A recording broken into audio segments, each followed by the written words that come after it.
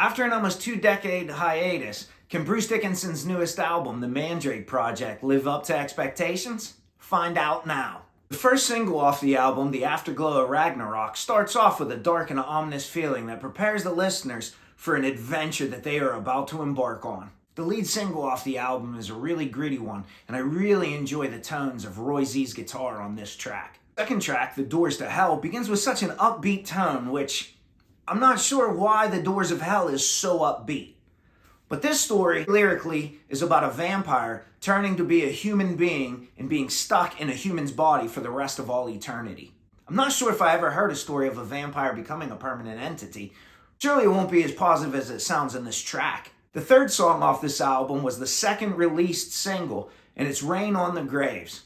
This track is about hanging out in a dark cemetery at night, because we all do that, and meeting the devil with a one-on-one run-in with the Prince of Darkness. The darker tones and the darker imagery definitely leads one to think of the rainy nightfall in a cemetery meeting the devil.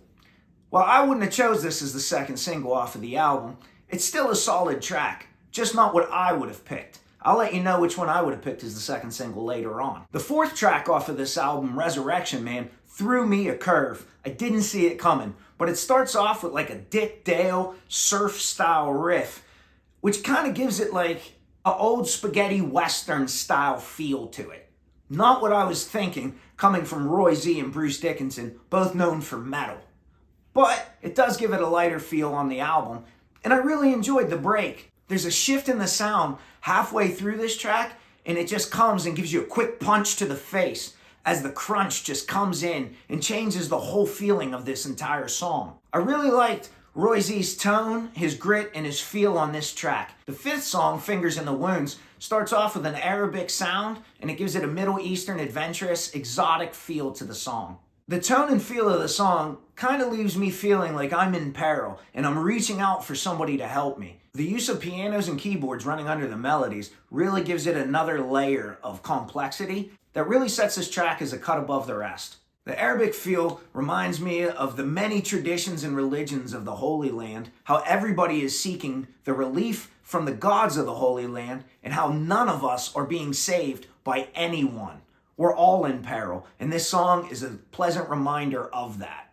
The next track, Eternity Has Failed, is very similar to the song If Eternity Had Failed by Iron Maiden off of their Book of Souls album. It's almost identical, but there's a few changes in sound and a few lyrics changed.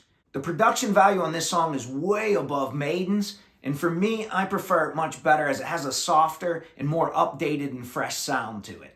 Not that Maiden's a bad one. Anything Maiden is great, but this one I just prefer.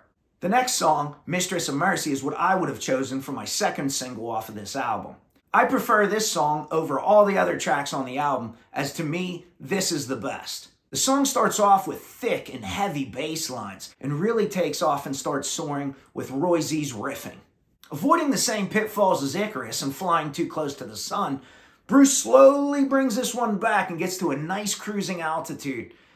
Never too high, never too low, but just right in the sweet spot on this entire track.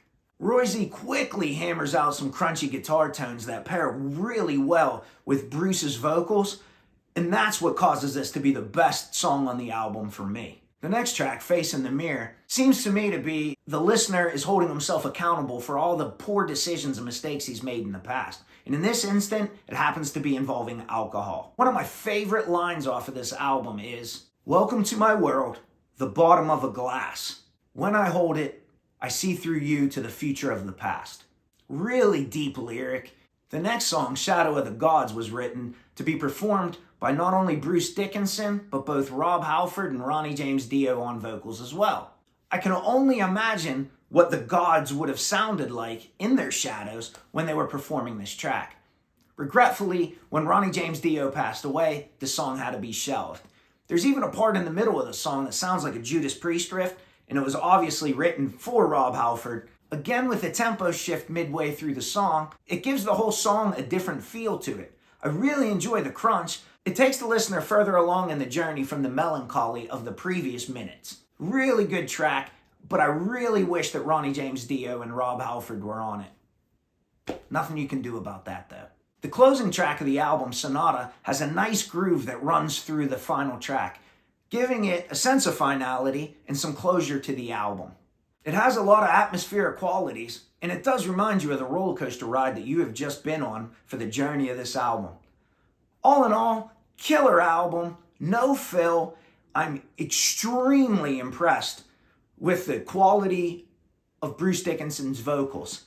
For a man who was diagnosed with throat cancer, which he beat back in 2014, his voice is stronger than ever.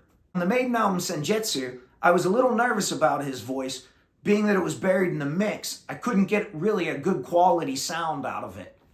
But on his solo effort now, it's very prominent as it's up front in the mix, and I really like it. At his age, he's stronger than ever, and I'm thoroughly impressed with this album. This album seems like it's going to grow on me more and more over time. I hope you like it, and I hope you check it out. Make sure you crush the like and subscribe, and let me know what albums you like that I should be checking out next.